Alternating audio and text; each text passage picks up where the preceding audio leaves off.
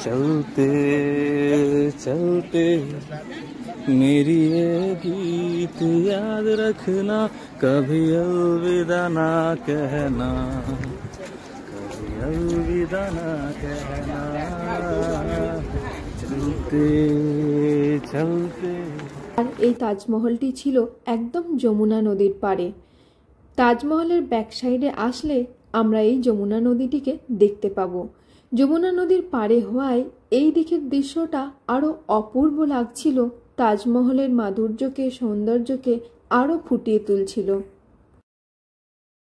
ফায়াকুম কুম ফায়াকুম ফায়াকুম ফায়াকুম ফায়াকুম ফায়াকুম